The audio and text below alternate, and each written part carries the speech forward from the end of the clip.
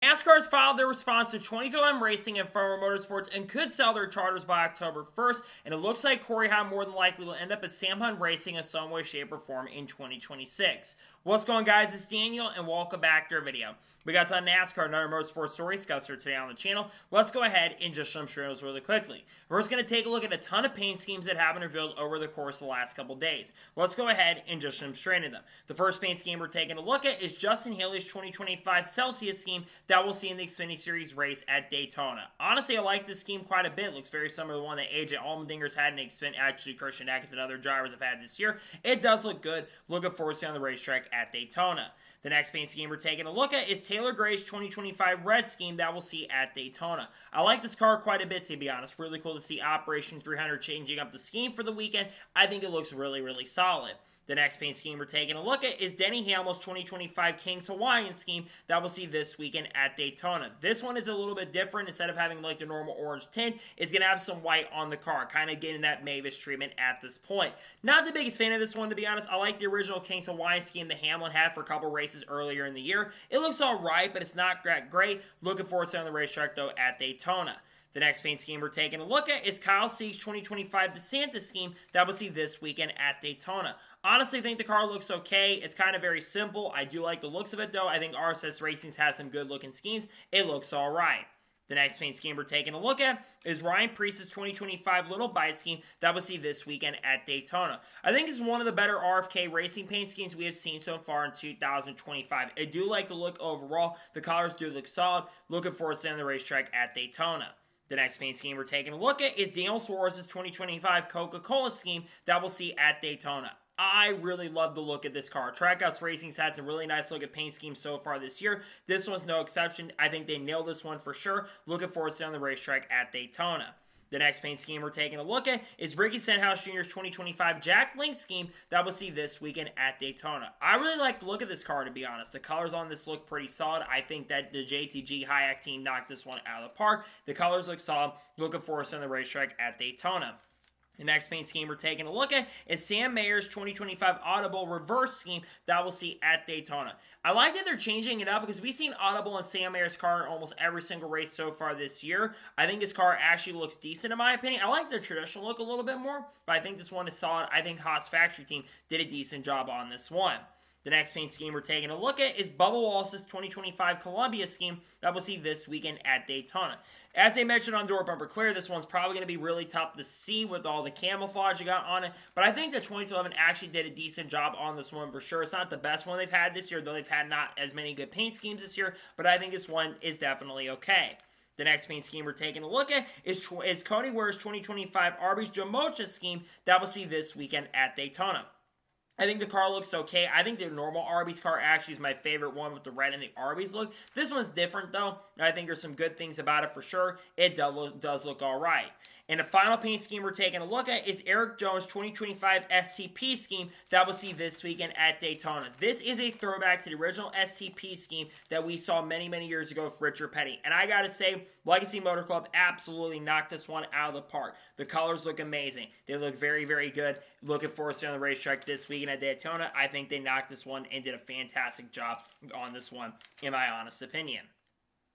And now we're going to head on to the next story of today's episode as we're talking about Little John. As it was announced earlier today that Little John will be performing at the Confluence Festival at Worldwide Technology Raceway, also known as Gateway. This is probably the biggest star they've had in quite some time at the Confluence Festival. Yes, Riley Green last year was a massive star that came out to the event, but Little John, we all know him for being one of the most biggest hype men in rap and also one of the most important rappers we've seen in the last 20 to 25 years in the rap game. And I think he is someone that's going to bring a lot of hype to the table, and I think he's going to do an excellent and very, very good job to be at the Confluence Festival. People are going to show up because he's actually going to be there, which I think is something that the festival's got. Yes, you got Bill Murray, who's going to be given the command for the Cup Series race at Gateway in about 2 or 3 weeks from now. I think that's exciting, but good to see that he'll be at the Confluence Festival. I think he'll do a solid, really good job doing some performances at the Confluence Festival at Gateway. And now we're going to head on to the next story of today's episode as we're talking about Mason Majio. As it was announced yesterday that Mason Majio will drive the 35 for Joey Gates Motorsports in the NASCAR Xfinity Series race this weekend at Daytona International Speedway. Mason Majio has made select starts in Xfinity and Truck Series competition throughout the year. I think I've mentioned this before, Mason Majio I think is a very underrated driver. I would love to see him down the road get a top tier opportunity with a really solid organization, because I think if he got a good opportunity, I think he could generally be very solid and really competitive, because he's taking these really bad trucks and running inside the top 20 at points. So I could see him having a solid run with Joey Gates Motorsports. Do I think he's a favorite to win? No, but I think he's going to do a solid job for sure. Looking forward to the race, see how he can do this weekend. We'll see if he can do really solid in the NASCAR Xfinity Series race this weekend at Daytona International Speedway.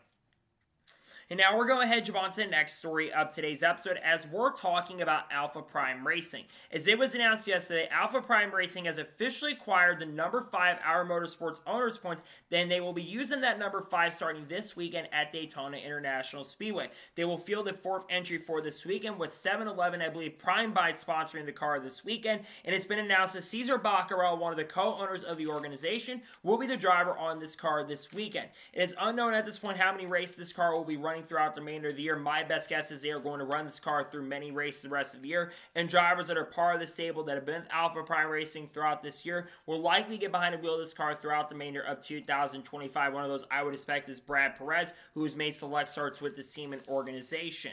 I think it's good to see they're running a 4th car. I was wondering if maybe like Hendrick would try to acquire, considering the 5 had a lot of history with Hendrick Motorsports, but I think it's cool they're bringing that 5 into the organization. It's had some history with Tom and Joe Martins in the past, so it does make some sense in my opinion. I think it's a solid opportunity to see that car out on the track, and pretty cool to see that Alpha Prime Racing will have a 4th car for this weekend at Daytona. I think it's great for that organization. I think it's good to see that they will have it out on the track in the event this weekend at Daytona International Speedway. And now we're going to head on to the next story of today's episode as we're talking about Tristan McKe. As it was announced earlier today that Tristan McKe has picked up some more starts in the main ARCA series for 2025. As it was announced he'll drive the number 82 for Pinnacle Racing Group in 3 more races in 2025. I believe they announced he's going to run at Bristol. I think he's going to run at Madison this weekend, I'm pretty sure. And he is going to run the final race up in Duke, I believe, in Ohio, in Toledo, if I'm not mistaken. Now, Tristan McKe, for those who don't know, had won at the age of 15 years old, one of the youngest drivers to win a race in ARCA, as he won the race at Watkins Glen a couple weeks back. And many people in the industry are very high on Tristan McKe. He's been aggressive in the Cars Tour in the past, but you can't deny that he is a very talented young driver who I think has a ton of potential to be very successful. And he's working with a solid team like Spire Motorsports, who has a lot of money and wants to invest in his future in the sport. So I think it's a great opportunity for Tristan. I think he's actually going to be really competitive for sure with this team. And I could see him go out there having a chance and opportunity to run up front and be super competitive. So we'll see what happens for him, but I think he's got a good opportunity here to contend. I think obviously got to worry about Brendan Butter being Queen, his teammate for these events, but I expect him to be solid and really strong with Pinnacle Racing Group in the couple races that he is going to run later this year. And now we're going to head on to the next story of today's episode as we're talking about Marcus Armstrong. As it was announced yesterday that Marcus Armstrong will be returning to Meyer-Shank Racing in IndyCar in 2026, driving a number 66 car once again. There was some questions whether Marcus was going to be returning to this program for next year, but now we know it's officially announced and confirmed. Marcus Ericsson is someone who, in my opinion, has actually shown some improvement in IndyCar so far in 2025, where he's had some solid runs throughout the season, and he's gotten a couple podiums so far this year as well. Has he been as strong as his teammate Felix Rosenqvist? No, but I think when you're part of having worked with Chip Ganassi Racing, considering Meyer-Shank Racing does have a really good working relationship now with Chip Ganassi, and that partnership is going to continue for the next couple of years at this point with the Honda partnership as well. You want to continue having someone in who is going to lead you to potentially having some success for sure. So I expect Marcus to run very well. I think he's got a really good opportunity to win next year in 2026 as Meyer-Shank has shown race-winning speed. The big question is, can anyone really beat Alex Poe other than Kyle Kirkwood? That's going to be the big question at the moment, or Will Power like he did. But I think this is the right decision to keep him on in the program. I think he's going to do a solid job with Meyer-Shank Racing going forward into the future, as well as I think he'll probably likely return in 2027 as well. And now we're going to head on to the next story of today's episode as we're talking about Kaylee Bryson. As it was announced yesterday that Kaylee Bryson will drive the number 17 for Cook Racing Technologies this weekend at Madison. This is going to be her first national start in the main ARCA series. Of course, she drove in the ARCA East event for Cook Racing Technologies at Sonoma Raceway about a month or so ago, and she decently qualified decent for the event, but unfortunately had mechanical gremlins and failures in this event. Now, a couple years ago, if she was driving for Cook Racing Technologies, I would have definitely given her a chance to be very competitive because this team actually won, I think, with Tyler Reif in the race at one of the ARCA races. No, that might have been the 23. I don't remember exactly, but I think that she is a talented driver. I've been very high on her. She's shown some solid pace and really good speed in everything she's entered. She's won some Trans Am races, won a lot of dirt races in her career, and I think she's going to have a solid chance and opportunity to be very, very competitive in this event. Of course, like I mentioned with other drivers, she's going to have some decent competition she's going to be going up against. Hope she can have some solid success and run very, very well. We'll see how she ends up doing. We'll see if she can bring some solid pace and speed as she looks to run very well in the ARC event coming up this weekend in Madison. We'll see if she enters any other races going forward. I think there's a chance she might enter some other races here very soon as well, maybe by the end of 2026, and maybe go full-time in ARCA next year as well. And now we're going to head on to the next story of today's episode as we're talking about Beard Motorsports. Now, as many of you probably noticed on the entry list for the NASCAR Cup Series race at Daytona, you probably noticed that Beard Motorsports is not entered for the Cup Series race at Daytona. Well, they actually spoke to representatives from TobyChristie.com earlier today, and they confirmed they are not planning to run the Cup Series race at Daytona. Instead, their main focus is to try to get prepared for Talladega at the end of the season. Now, of course, Talladega this year is going to be in the round of 8, and we've also seen Beard Motorsports, to be fair, run a lot more races so far in 2025 than they've ran in prior years. They've obviously ran all the super speedway races outside of this one with Anthony Alfredo and a couple other ones as well, and they've also made starts with Jesse Love this year, I believe at Bristol, actually at a couple other tracks. I think they ran at Texas, I'm pretty sure, and they've had Jesse Love in that car in a couple other races so far, as there's been rumors, speculation, of course, that Jesse Love might be going full-time in NASCAR Cup Series with another team and another manufacturer as well next year. But I think it's disappointing to see him not out at the racetrack. I would have loved to see this team run a lot more races because I think Beard Motorsports, while of course their main focus is to be very competitive in the super speedways, which they've had success. Look at Anthony Alfredo last year at Talladega, where he finished inside the top 5. But I think them giving an opportunity at Daytona, I think that it would have been cool to see. But I think also Talladega is a track where this team has shown some solid pace and really good speed as well. So we'll see how they can do this weekend. We'll see if he can run very, very well. I think he's got not this week, but in the future at Talladega, I think this team has a really good opportunity to be competitive there. It's a shame, though, to see that they will not be running the Cup Series race at Daytona. It sucks to see them not being out of the racetrack this weekend, but I get what they're trying to do. They're trying to prepare a course to get prepared to see if they can run really well at Talladega at the end of the year. And now we're going to head on to the next story of today's episode as we're talking about Rajah Caruth. As it was confirmed earlier today that Rajah Caruth is back in the Xfinity Series once again this weekend at Daytona International Speedway as he'll drive the number 32 for Jordan Anderson Racing. Now, Rajah Caruth has only made one prior start in the NASCAR Xfinity Series so far this year, that being at Dover Motor Speedway about a month or so ago, and Rajah actually was super, super competitive in that event. The best we've seen a 32 perform outside, of course, when Austin Green drives really well at the road courses. But Rajah had top 20 pace and speed in that race at Dover. Was around Jake Finch, who of course is driving the Hendrick car, which many thought that Rajah was going to drive the 17 car at some point this year. That of course is not going to be happening. Now Rajah, I think, very, very talented. Of course, he's going to be competing for the Crafton Truck Series Class, and I think he's got an outside chance to get past the first round. But I think it's really important to get out there and get feelers and perform very, very well. Because again, like I mentioned, there is a chance that possibly that Rajah Caruth could move up to the NASCAR Xfinity Series next year. Rumors, speculation around Spire Motorsports. I know they've denied going up Xfinity racing, but there is a chance that team could go Xfinity Series racing next year. And getting experience with a team like Jordan Anderson Racing, a team that's been really successful, is good. Now, a lot of people have been wondering about Jordan Anderson, if he's going to enter. Jordan is not enter for this weekend, which is disappointing because I think Jordan is a good super speedway racer. It'd been cool to see him get the chance and opportunity. But at the same token, at the same time, if you're going to choose someone that I think is very talented enough to show himself in Xfinity, I think someone like Rajah can absolutely do that. So we'll see how Rajah can do this weekend. weekend at Daytona. I think this car does have to qualify in owner's points at this moment, but I think Raj is going to have a solid chance and opportunity to do that. I think he's going to be pretty competitive for sure. I expect this car to be up front. The RCR, ECR engine cars usually run very well here. Jet Burns proved that in the past, so I think he's going to have a solid chance and a pretty good opportunity to run well. Looking forward to see Raja get a chance and opportunity to race in the NASCAR Xfinity Series race this weekend at Daytona International Speedway. And now we're going to jump on to the next story of today's episode as we're talking about Casey Mirs. As it was announced yesterday morning that Casey Mirs is back in the NASCAR Cup Series as he'll drive the number 66 for Garage 66 this weekend at Daytona International Speedway. This will be the second race that Casey Mirs has entered so far in 2025. Of course, he made his long return after being gone for 6 years as he ran in Martinsville Speedway in the number 66 car. He very much was the slowest car on the racetrack in that event. Now, one of the goals that Casey Mirs has had in recent years, he wants to reach 500 starts in NASCAR Cup competition. With him competing this event, I believe this will be number 491, so he'll be either 9 or 10 starts away from reaching 500 starts in NASCAR Cup competition.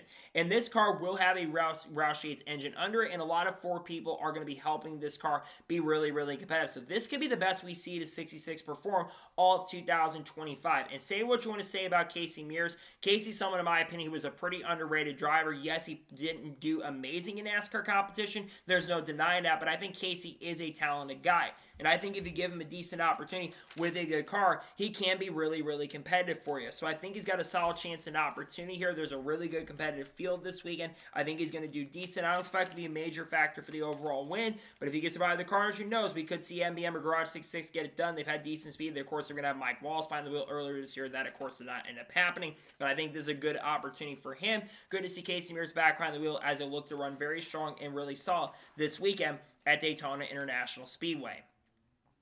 And now we're going to jump on to the next story of today's episode as we're talking about the Richmond TV ratings from this past weekend. And the Richmond TV ratings from this past weekend are honestly not very good. As it was originally reported by Jeff Gluck and then reported by Adam Stern earlier this afternoon, that USA earned 0.75 rating and 1.4 million viewers for Saturday night's NASCAR Cup Series race at Richmond. While, of course, the NASCAR Cup Series race last year at Richmond was on a Sunday night, this race got about 2.2 million viewers during that event, which ran from Sunday afternoon going into the evening. Meanwhile, this race had 1.4 million viewers. This is one of the least watched NASCAR Cup Series races that we've probably seen in the last 20 to 25 years. It's disappointing, too, because I thought the race at Richmond was one of the best races so far of 2025. He had really solid and really good racing. So why is the ratings down? Well, number one, Saturday night races generally do not do very well in the TV ratings. They've been seeing a lot of races that have happened on Saturday nights not do well. For example, Atlanta Motor Speedway, which I thought was another fantastic race. That race only got around 1.6 to 1.7 million viewers on TNT. Now, granted, there was a lot of lack of promotion for that event. There was some promotion for this race. But the other big thing is a next-gen car. Yes, I think the race this weekend was really, really good, but the next-gen racing at the short tracks, and Saturday nights in particular, has not been very pleasant for the most part so far this year, and really the last couple years with the next-gen car. So I think that's one reason why the ratings are unfortunately down for this event. But again, I think it's just really disappointing because I want to see this car be successful. I want the ratings to be good, but look at Xfinity. Xfinity's been killing it this year. Basically, this is only up maybe like, I don't know, a couple 100,000 more than a traditional Xfinity Series race at this point, or an O'Reilly Auto Parts Series, race has been. So I think that we need to see, hopefully we can figure out what's wrong with this car and get the racing better, because I think that's a major factor why we are seeing a decrease in ratings in general. But I also think there's some other factors, like I said, having the races happen on Saturday nights is playing a major factor at this point too. So nonetheless, very interesting at the moment right now. I don't think the ratings are that good for this weekend, unfortunately. I do wish they were better, but it's not the most shocking and surprising thing, considering the fact that ratings on Saturdays have not been that good this year, and they really haven't been that great the last couple years. And I think this is why long-term down the road, you're going to see a lot more Sunday night races or Sunday afternoon races instead of Saturday night, unless, of course, you want to see Xfinity Series racing during that time. But Cup races are likely not going to be on Saturday nights going forward much in the not-so-distant future.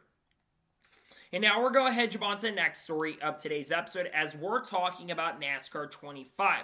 Now, earlier today, Adam Stern in the NASCAR page uploaded some screenshots from NASCAR 25, which is another deep dive look into what the game could be looking like for the NASCAR 25 game. Now, NASCAR 25 is going to be coming out on October 14th, so less than 2 months from now at this point.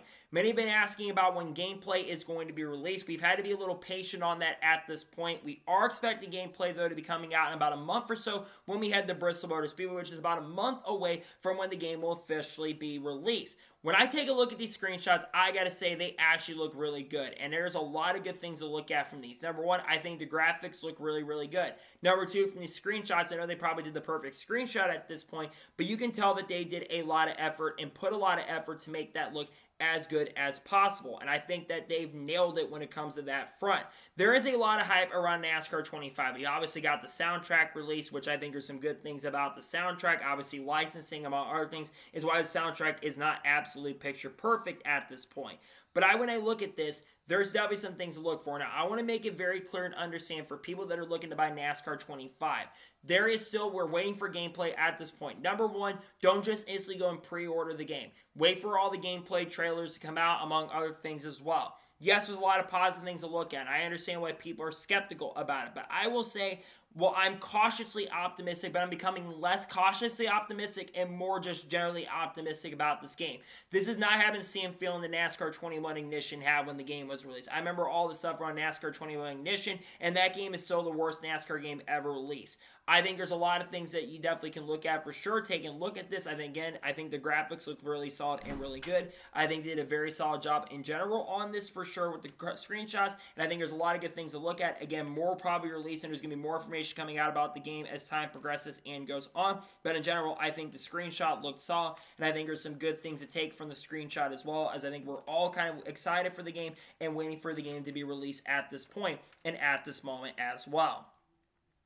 And now we're going to jump on to the next story of today's episode as we're talking about Chase Elliott and Kyle Busch. Now, if you watch the NASCAR Cup Series race at Richmond Racing, which looking at the ratings, not as many of you probably watched it, you probably saw the wild incident took place near the middle portion of this race. So there was a caution prior to this between Daniel Suarez and Tyler Reddick. Well, there was a caution for Cody Ware that happened on the racetrack prior to this. They went back racing, and basically there was a lot of chaos that happened. So Chase Briscoe got turned by Kyle Busch going into turn number 3. Some were trying to blame Kyle Larson for the incident, which if you look at the incident, Kyle Larson was really not at fault for the incident that took place. Kyle Busch runs in the back of Chase Briscoe. This caused a massive chain reaction, and then going down the front straightaway, Kyle Busch comes right across the racetrack and right rears Chase Elliott, and Chase Elliott hits the outside wall. Now, Chase Elliott knew originally from what he said today that he knew that it was not intentional from Kyle Busch, but he still was not happy. He doesn't change anything at that point. What I'll give Kyle Busch a lot of credit for, and not as many young drivers do this either, but a lot of older drivers will go out and apologize for incidents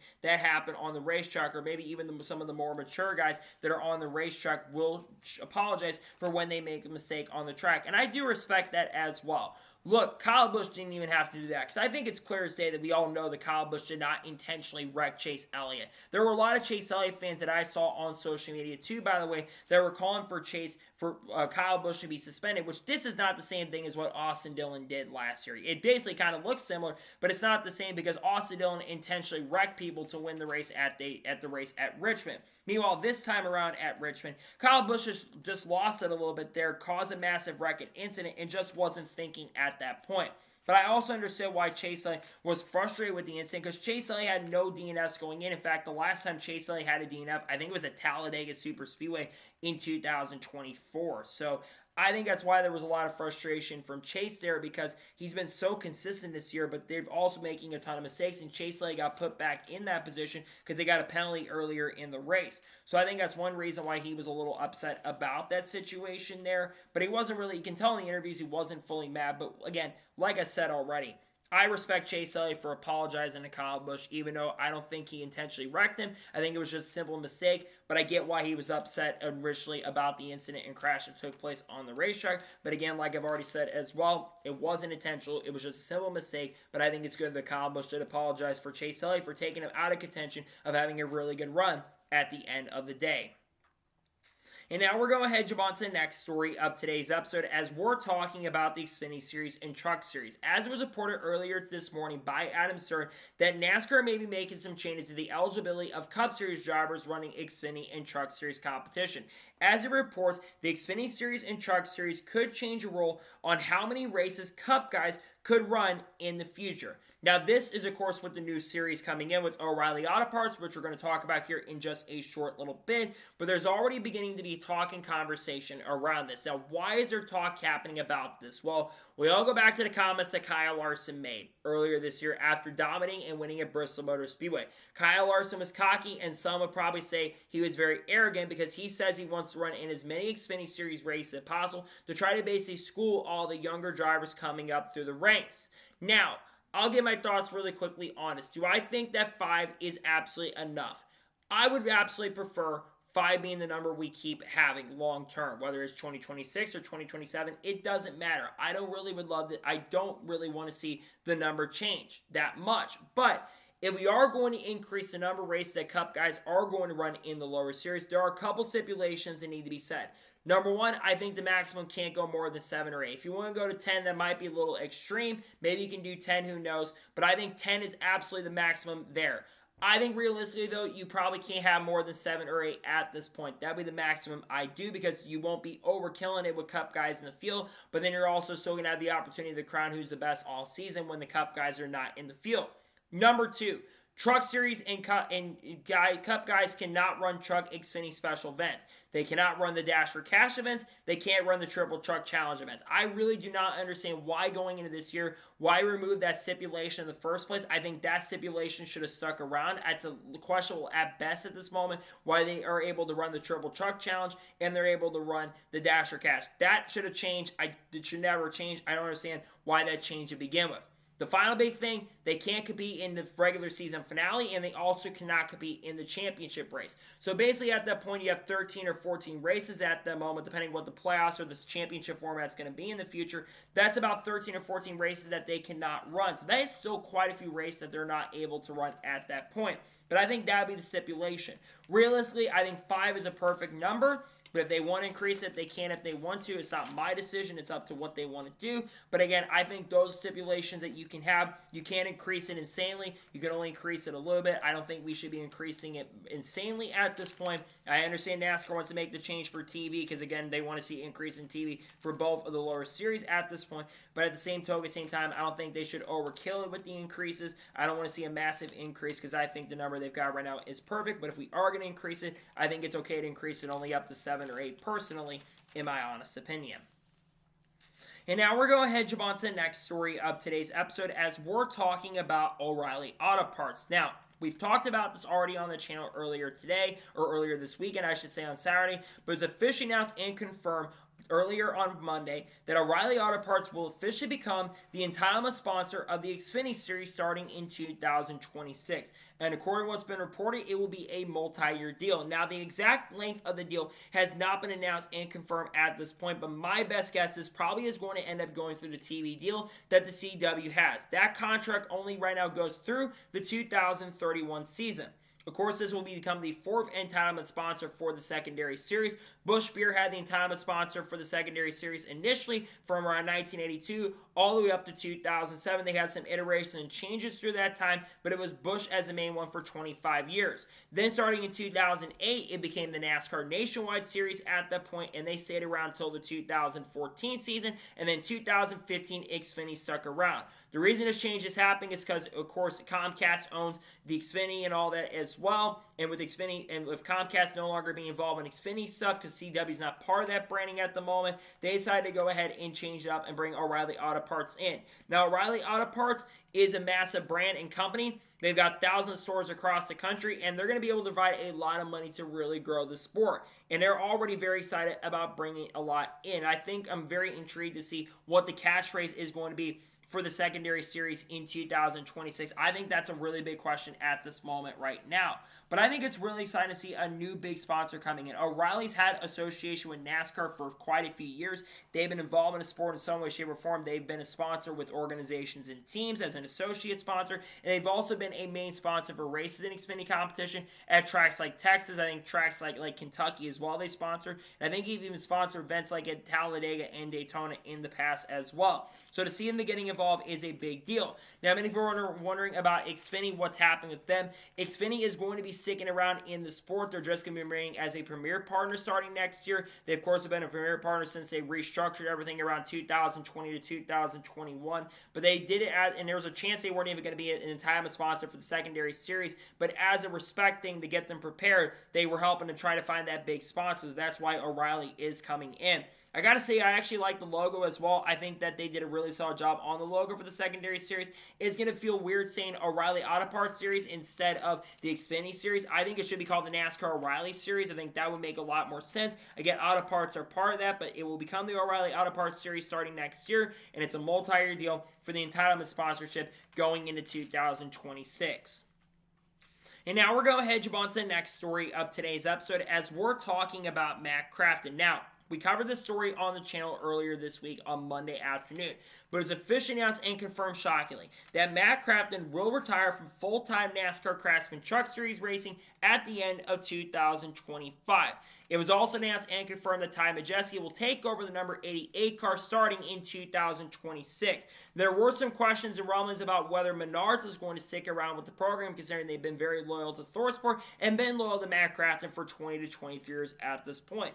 Well, it was confirmed in a statement by Ty Majeski earlier this week that Menards will be sticking around and will sponsor Ty Majeski in 2026. Let's first begin by talking about Matt Crafton. I do unfortunately think that this is going to be inevitable because Matt Crafton's performance in recent years has not been very, very well. Since his win at Kansas Speedway in 2020, he has had a massive decline. He only had like 2 or 3 top 5s in 2021. He still had about 10 or 11 top 10s at that point, but the last couple years he has been decreasing in performance. In 2024, he only had 1 or 2 top 5s and 7 top 10s, and he's already on track this season to have the worst season in his NASCAR Craftsman Truck Series career with 0 wins and 3 top 10s across the board. Now, that being said, though, a big question will be asked. Is Matt Crafton a Hall of Famer? I'll be honest, I am not entirely sure if he is truly a Hall of Famer. I think he's got the talent to be a Hall of Famer, sure, but I'm not sure if he is a NASCAR Hall of Famer. Yes, he's got 15 wins in 3 Craftsman Truck Series championships, but let's be real and honest, I don't know if that is going to be enough to qualify him to be able to become a Hall of Famer in the sport. So I think that's a big question for sure.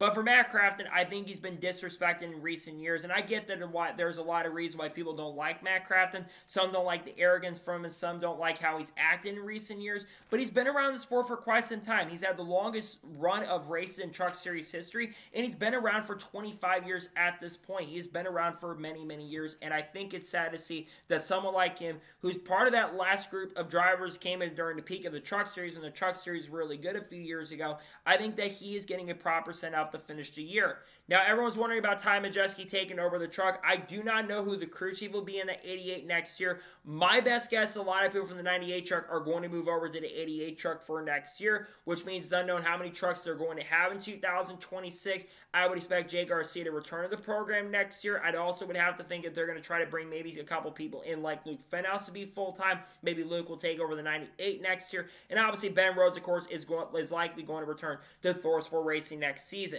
But I think Majeski makes the most sense. He's been your most successful driver in the program, and I think he's the one that absolutely deserves a chance and opportunity to be full-time and continue being full-time with the program long-term. So I'm excited to see him get the chance and opportunity to once again work with Thorsport next season. Glad to see him back, and I'm also I'm disappointed here Crafton's retiring, but at the same time, like I've already mentioned before, it was going to be inevitable that he was going to retire in the not-so-distant future. I think he's good enough to be a Hall of Famer. I'm not sure if he's ready, though, at this point, but I think there is absolutely a chance he could be a NASCAR Hall of Famer in the not-so-distant future in the Xfinity, in the Truck Series. Of course, made a couple Xfinity Series starts at Kevin Harvick Incorporated, and now it's officially known that he will not be back in the Truck Series next season. He could be part-time next year, knows at this point, but he might just be retired in general at the end of this year. And now we're going to head on to the next story of today's episode as we're talking about Connor Zilch. Now, We did a video covering this story on the channel yesterday as well. But it was officially reported initially by Zach Serinello from NASCAR.com that Connor Zilch is slated to run the NASCAR Xfinity Series race at Daytona International Speedway. Now, Justin Marks was, of course, on SiriusXM NASCAR Radio earlier this week on Monday about 4 p.m. Central Standard Time. And Justin Marks was kind of speaking on some of the incidents that happened on the racetrack in recent weeks. Justin Marks did say on Monday as well that basically it's a day-by-day process at this point. It sounds like from what he's saying, they're going to just evaluate how things are going for Connor. If Connor does not feel well, he will not run the NASCAR Xfinity Series race at Daytona. But if Connor feels like he's up and ready to go, he will run the Xfinity Series race at Daytona. I gotta be honest, I'm definitely a little bit surprised to see Connor being officially kind of looks like to be cleared at this point to run at Daytona, because it is a track like Daytona International Speedway. My theory is that Connor is going to start the NASCAR Xfinity Series race at Daytona to try to collect the points. But then I think there is going to be a relief driver there for Connor Zilch throughout the weekend, which there's no practice throughout the weekend. There's only qualifying at this point, though there is a chance that he could end up crashing. I think there's going to be someone from the Hendrick camp or someone like that, like a Kyle Larson, like a Chase Elliott, or maybe someone from the Track Gus camp, like who knows. Maybe it's Shaman Gisbergen's going to be on standby. Maybe Ross Chastain is going to be on standby. Maybe Daniel Suarez is going to be on standby. That is absolutely a possibility at this point. But I'm definitely shocked to see that he may end up running the Xfinity Series race for sure, because I think that when you look at a track like Daytona, for example, that track can be very, very treacherous, and a lot of incidents and chaos can happen at the track. And let's say Connor gets involved in the incidents, there's a chance he could unfortunately end up getting seriously hurt in a crash in an incident. So that's what I'm a little worried about with him maybe being cleared to run. Again, I would expect an announcement in the coming days. The Xfinity Series race is only 2 days away from now at this point, so we're probably going to have to get an announcement in some way, shape, or form very soon. If Connor is to miss the NASCAR Xfinity Series race, he would be medically cleared by a waiver. He would likely lose the regular season championship, but I think at this point your health is more important than trying to fight for a regular season championship. I would expect him to run Portland, however, considering how good he's been on road course this year, with already 3 or 4 wins so far this year on them, including a really good battle between him and SVG for contact between the two. There's some good competition field. Will Brown and Jack Perkins are going to run the Xfinity race, and you got a lot of good road course guys like Justin Allgaier, Sam Mayer, Sheldon Creed, and of course Austin Hill, who are going to be in the field as well. Nonetheless, I hope for Connor that he actually is ready to go. It's unknown if he will be officially, because again, they have to clear him to run at this point. I think that's a big question. Will he be clear? Who knows at this moment in point right now, but I think that's a big question at the point. We'll wait for the official confirmation from the team and organization from Junior Motorsports whether he actually will end up racing. We'll see what happens here soon, and we'll wait for the official confirmation if that is actually going to happen this year. We'll keep an update on the story as time progresses and goes on, and we'll see if that ends up getting officially announced and confirmed at the moment. And now we're going to head on to the next story of today's episode, as we are talking about the 2025 26 NASCAR schedule, or precisely the Cup Series schedule for 2026, as Jordan Bianchi and Jeff Gluck from The Athletic have once again obtained a copy of the 2026 NASCAR Cup schedule. Now, we broke down the full schedule for the Cup Series. The Xfinity Series and Truck Series schedules have not been revealed at this point, though it does sound like from when Jordan Bianchi put it out, it does sound like that schedule might be coming at some point today. And once the Xfinity and Truck Series guide, along with the Cup Series schedule, do get officially announced and confirmed, I do expect you guys to see a video on that coming very soon. But let's talk about some of the notable changes that are on the 2026 NASCAR Cup Series schedule. Starting off, the Bowman Gray will host a clash once again in 2026. All 5 of the first races for 2025 are going to remain the same, so the Daytona 500, then Atlanta, then COTA has been confirmed to be returning for 2026, then they'll race, of course, at Phoenix, and then Las Vegas will be race number 5. The first change comes at Darlington Raceway. Darlington is going to move a couple weeks earlier in the year, from basically the middle of April all the way to the end of March, kind of like it used to be many years ago. It moves there. The next major change, you have to go down a little bit. Kansas Speedway has moved a couple weeks earlier to April 19th. Weather might be a factor during that. There's been rain issues during Kansas during that time when they've had it earlier in the year, so rain might be something to watch out for during that event. The next big change is a twofold. It's going to the East Coast. First, Watkins Glen is being moved to May 10th in 2026. This is going to be the first time ever that a Cup Series race at Watkins Glen will not be either in August, July, or September. I do not like this. I am not a fan of Watkins Glen getting moved earlier in the year. This just doesn't make sense to me. The only reason I've seen some people trying to bring this logic out is they want to spread out all the road courses on the schedule. And I think that is fine and understandable that they want to do that. But at the same token and same time, I don't believe Watkins Glen should be earlier in the year. Weather is going to be a factor. From what I checked, rain becomes more active in April and May in that area of the schedule than it does on most of the schedule. So I think this is absolutely a very questionable move at best, and I don't understand why Watkins Glen is getting moved earlier in the year. It was also confirmed as well that Dover Motor Speedway will once again be hosting the All-Star race in 2026, replacing North Wilkesboro, which will get a points-paying race later in the year in July on the TNT portion of the schedule. I'm not a fan of Dover getting the All-Star race. I think they deserve a points-paying race. It's basically screwing the people in the East Coast at this point. I hated it when they originally kind of reported on it, and now it's confirmed it's happening, and I still hate it because I think it's a terrible decision that is going to be happening. Moving throughout the schedule, Prime schedule has some changes, of course. San Diego will be on the schedule on June 21st. That will replace him for Mexico City. Of course, on the street course side from Chicago street course in Mexico City are not returning in 2026. Jordan Bianchi did note today, though, they are trying to push to get Mexico City on the schedule for in 2027, along with the Chicago street course as well. I think that is very likely. The track that will replace that is Chicagoland Speedway, which will be part of the TNT schedule. That will be the second race of that. Sonoma is moving a couple weeks earlier in the schedule to try to have back-to-back road courses for the travel, and it sounds like all three series are going to be racing at Sonoma next year. No official confirmation on that, though. And North Wilkesboro also moves up and becomes a points race for the first time since 1996. This is going to be the first ever time a Cup race in North Wilkesboro has taken place in July, which I find to be very, very interesting. The other big change on the schedule that's notable is that New Hampshire Motor Speedway will not be in the playoffs next year. Instead, will be the second to last race of the regular season. Richmond will once again be a Saturday night race, and Atlanta will also be a Sunday race as well. There are some positives with the schedule for sure. There's some positive changes you can take a look at for sure. I think there's some good things about the schedule for sure, but I think there's also some negatives for sure. Again, I mentioned Watkins Glen.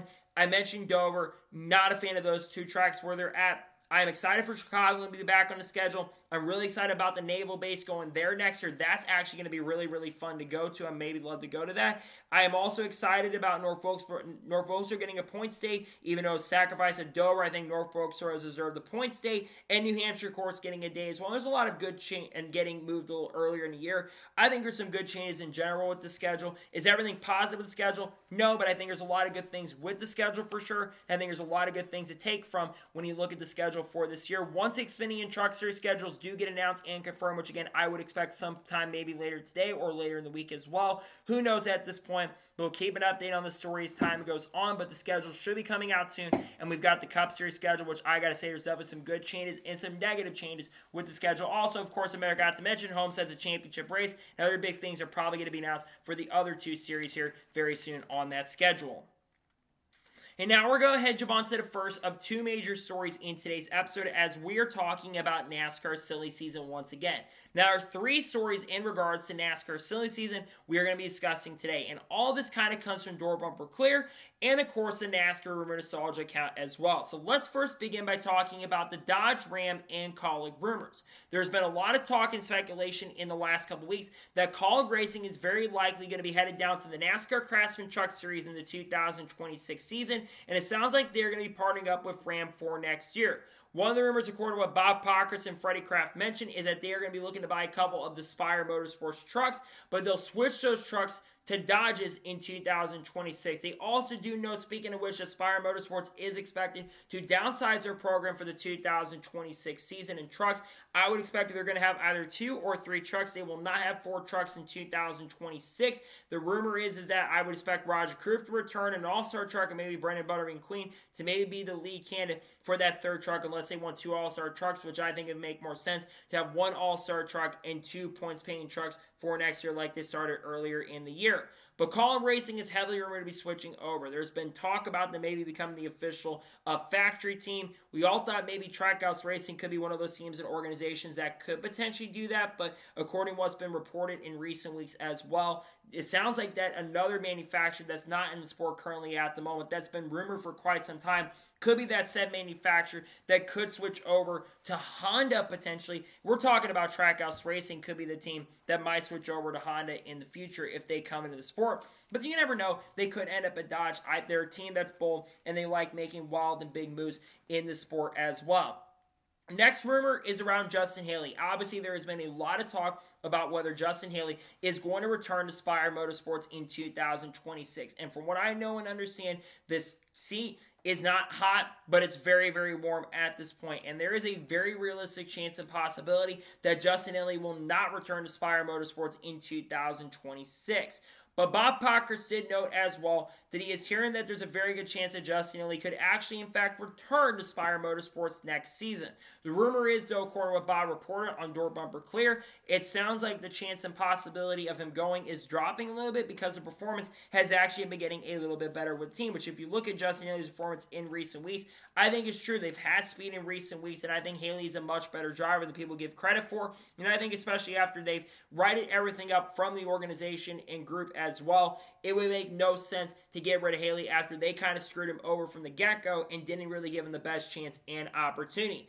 If they do decide to move on from Justin Haley, though, Daniel Suarez, according to Bob Pockrass, is the favorite to be the replacement for Justin Haley. My issue with Suarez going in there is, yes, Daniel Suarez, I think, is a talented race car driver, but I don't think Suarez is a much better driver than Justin Haley is. Yes, he does have 2 wins in Cup competition, sure, but it's only 1 more win than him. Now, to be fair, Suarez the last couple weeks has performed very well, and he's had back-to-back top 10s in recent weeks, so you're probably making a case where he could have a chance. But does Suarez want to go to Spire, a team that's going to run middle to back of the pack? Or is he going to want to go to a team like Junior Motorsports in the Xfinity Series? I think that's a big question. From everything I've heard, he is going to end up at Junior Motorsports in Xfinity next year. We'll have to wait and see what happens on that front. And Zilch, of course, is going to take over the 99 or the whatever number they use, which could be the 87 next year in 2026. But the big and final reason that many of you clicked for the video is Corey Heim. Obviously, Corey Heim, there has been a ton of talk and speculation about his future in NASCAR past this year. It is heavy rumored that Caden Honeycutt is going to be going full-time in the NASCAR Crafton Truck Series in 2026 with Tricon Garage in the number 11 truck, which would mean that Corey Heim will likely end up being a free agent at the end of this year, but at least in the Toyota camp. So what are the big questions on where he could go?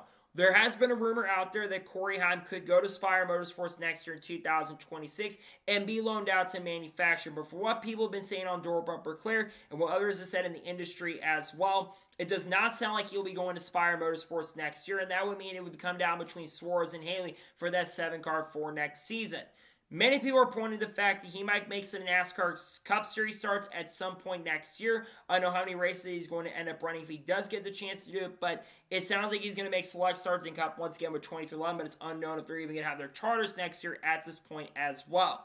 It sounds like they're trying to piece deal corner reports to try to get him to have a full-time ride with Sam Hunt Racing, and some have speculated that he is going to end up trying to run some select truck series races with Tricon Garage as well, which to me does make a lot of sense. But I think he will not be back full-time in the truck series next year, and I've said this before, but Corey Heim is absolutely ready to move up to the NASCAR Xfinity Series in 2026. He's been performing very, very well this year in truck competition with 7 wins so far this year. And despite the fact I don't think he's going to win the title because of how this championship format works, I think he's the most deserving to win the championship. But I think that that's going to be a big question. I think he is ready to make the jump up and move him up. In fact, I would rather see him full-time in that number 35 car at this point than Riley Herbst. And I think it'd make more sense for that to happen. But the problem is it all comes down to funding and sponsorship on who gets behind the wheel of these cars. But for Corey Heim, I think he's ready to move up. And I think he ends up at Sam Hunt Racing in 2026 at this point. Some other things to kind of note, of course, there are some other moves that might be happening. There's a rumor of Haas and Legacy merging going into next year. They kind of address that a little bit. And there's also some other teams that could be switching manufacturers in the future and some other things to keep your eye out on as time progresses and goes on. But like I said, I think there's some big things in the works, and we'll be keeping an update on this story as time progresses and goes on. We'll find out where Corey Heim does end up going next year. But I do think he'll end up at Sam Hunt Racing in the Xfinity Series more than likely in 2026, which down the road could also lead him going full-time with 2311 as well. And now we're going to jump on to the final major story of today's episode as we are talking about the 2311 Infirmo Motorsports / NASCAR lawsuit. As we had an update on the 2311 Infirmo Motorsports NASCAR lawsuit last night, as Jeff Gluck and many reporters in the industry got a lot of information on the lawsuit, as well as NASCAR courses filed their response to 2011 and Front Row Motorsports claims. Remember, there is a hearing coming up very soon, which I believe that hearing is going to be on August 28th, to determine what will happen with the preliminary injunction. They had another preliminary injunction filed, that being 2011 in Front Row Motorsports, so they can compete as charter teams, and NASCAR is not being basically told to not sell those charters because they could suffer irreparable harm, that of course being the teams. But NASCAR did make a lot of arguments in their post, and Jeff Gluck compiled some of those very important points. Number one, they say there is no harm to what they have been doing against 2011 in Front Row Motorsports. Basically saying that Tyler Reddick and everyone at the organization has been able to compete, and they have not been able to miss any races. Well, I am going to counter that a little bit at this point from what they are saying, because NASCAR actually added a stipulation and rule recently to try to help them win the lawsuit at this point. About a month or so ago, right before the Brickyard 400, they added a rule basically saying that if you have more than 40 entries show up, that teams cannot miss races. You have to file the entry list really quickly, and they can deny the number of people to come in, and how many people can end up entering the races. So they absolutely have something that we can contradict at this point. They also talked about the monopoly side of things as well. They also dissed ARCA quite a bit as well. And they mentioned the car store where they could end up going and racing in the car store if they want to, which the car store, number one, does not have the audience that the NASCAR Cup Series has at this point. But saying the car store is like that is a little bit laughable to me. And also calling out ARCA is a little funny as well from NASCAR's point. But one of the main reasons that you probably clicked on this video, the charter side of things. There is a very good chance, and possibly depending on what happens with the ruling of the preliminary injunction, that NASCAR could end up selling the charters from 2011 Racing and Front Row Motorsports.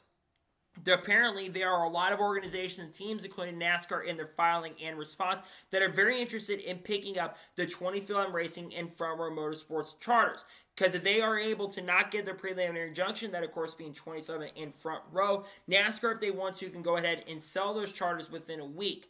Obviously, of course, we know that 2011 in Front Row are competing right now as open teams and organizations. If you've noticed with the purse money throughout the last couple weeks, we have not been seeing full-on purse like we saw like earlier. We had $11 to $12 million in the purse for a lot of races. Meanwhile, in recent weeks, they've been down to under $10 million because all that money that has been used is being redistributed currently at the moment to the other organizations that in fact signed the charter agreement, which is 13 of the 15 teams. But what happens if those charters do get sold? So let's begin first by talking about teams that could pick up the charters. One of those is Legacy Motor Club. Legacy Motor Club is shopping for more charters at this point right now. They are trying to get a third charter. They're in a lawsuit currently at the moment with TJ Pusher and Rick Ware. There's talk of a merger where they can get that third charter from Legacy. And of course, we know now they may be looking to get the charter there. So Legacy is one of the teams that I think is absolutely in the running for. Another one is RFK Racing. I think there is a very good chance that team could be one of the teams that gets a charter because they don't want to be involved with the circle of the Legacy and Rick Ware suit at this point. So I think they're a team that could absolutely be looking to get a charter right now so that they don't get involved with that side of things and they can have a permanent charter no matter what. Another team is, speaking of which, is TJ Pusher, seeing they want to become a 3-car team in NASCAR Cup competition once again like they were many years ago, and they would like to have 3 charters in the future. Cog's another team that I would not be surprised if they're trying to search for one at this point, and there's some other teams in the mid to back of the pack that are very interesting, like Richard Schultz Racing, which is another team that I think would absolutely love to have another Cup ride very soon filled for somebody else. But then you have some outside perspectives, and there's some teams that are interested. One of those is Junior Motorsports. Junior Motorsports is a team that would love to go NASCAR Cup Series racing in the future. And I don't know if Dale Jr., because of the charter price, because I don't think the charter price is going to end up going down that much in the future. But I think that there is a potential possibility that that could be a major factor on what happens with that side there. Because there is a chance JRM could end up getting a charter for one of their drivers. I don't know, like Carson Quaffle might have signed a Penske development deal at this point. Who really knows? But what also will happen more than likely is that all the drivers will very likely end up becoming free agents at the end of the season. This would mean Tyler Reddick would become a free agent. This would mean Bubba Wallace, who has won this year, would become a free agent. Riley Hurts would likely become a free agent. And all three front row drivers, Todd Gillen, Zane Smith, and Noah Gragson, all would end up becoming free agents at the end of this year. There is a chance all 6 could also remain in the same organization in 2026, and that is certainly a possibility because we are still in the middle of this lawsuit at this point. Now, obviously, I've been frustrated with having to cover this lawsuit, seems like every single week, and there's been even until today, we really didn't have much information, but of course, we are waiting for the preliminary injunction hearing to go through at this point, and there is a chance that 23 and front row could end up winning this side of things and keeping their charters long term, while otherwise there's other teams that could get those charters if they end up losing it. I think it's 50-50 at this point right now. If NASCAR can show the proof, which actually, funny enough, they said they are getting more money than Formula One is at this point when it comes to an increase. NASCAR is saying with this new TV deal, which I think they said is a 62% increase from last year, which, by the way, that's not a 62% increase, so it doesn't go from 20 to 82%. It's going up for 62% from what they had last year. It's something that needs to be clarified. They're not getting 62% of the revenue. They're getting about 40 to 45% of the TV revenue at this point. So that's a big thing to kind of pay attention to. And I'll be very interested as well to see what teams could be looking to get those charters, because I think that there are some questions also going back to the drivers at this point right now. I think the big one is Tyler Reddick, right? Tyler Reddick is someone who could become a free agent at the end of this year, and I think that's actually very realistic that he may end up being a free agent at the end of the season, and there are a lot of teams that are going to be clamoring to get him. Could he be in the 7 car for Spire for a year? That is a possibility. Bubba Wallace, I think, is also very heavily like that win of the Brickyard is going to take a lot of people in. Could he stay with Toyota? Could he go to Chevrolet? I think that is a possibility. Riley Hurts may stick around with 2011 because of the funding he brings, but they would get the money back that they paid for the Stewart Haas charters, which I think they paid around $40 to $50 million for those charters altogether, but that's all the money they would end up receiving. And then, of course, you worry about what about Stewart Haas Racing, because that team no longer exists at this point.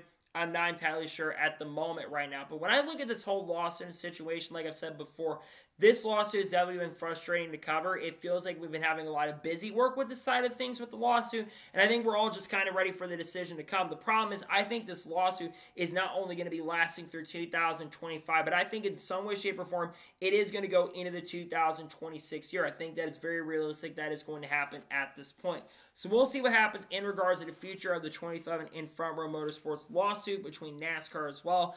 I think there's as equal of a chance that they could win as they could lose the lawsuit. We'll wait to see what happens in regards to that in the future. We'll pay attention to it, but there is, like I said, a very realistic chance and possibility that NASCAR could sell those charters from 2011 from Motorsports here in the not-so-distant future.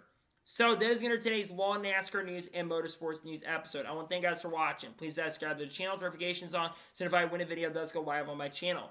Follow me on Facebook and Instagram, and support me on Patreon as well. Let's get more of that and comment your thoughts below on today's episode. You think NASCAR is going to, in fact, sell those charters in 2012 front row in the future? Let me your thoughts in the comments below. And what are your thoughts about the 2026 schedule and also the news on silly season around Corey Heim as well? Let me your thoughts in the comments below. If any other major news breaks later today, discuss live on the channel if all the schedules get released for all 3 series. Expect the video on that as well. Then, of course, we'll have Xfinity Series race picks more than likely dropping. And then, of course, on Thursday, we'll have Cup race picks for the Coast Zero Sugar Forner along with the paint scheme video as well. And then, of course, on Friday, we will have a NASCAR news video dropping early in the day. We'll have reactions maybe to Xfinity qualifying, but most likely just Cup qualifying and the Xfinity review as well. Then Saturday, we'll have the Cup Series race review and the starting lineup video. And then on Sunday, we'll have the Xfinity Series silly season predictions, unless, of course, the race ends up getting postponed and rained out, which then that might get moved to Monday. But who knows at this point? We got a lot of content coming up. People like Haley Deegan, Sheeman, Gisberg, Carlos, Kurt Busch, Kyle Busch, Ballas, Ross Chastain, Sheldon Creed, Sam Mayer, Ryan Priest, Kyle Larson, Chase Elliott,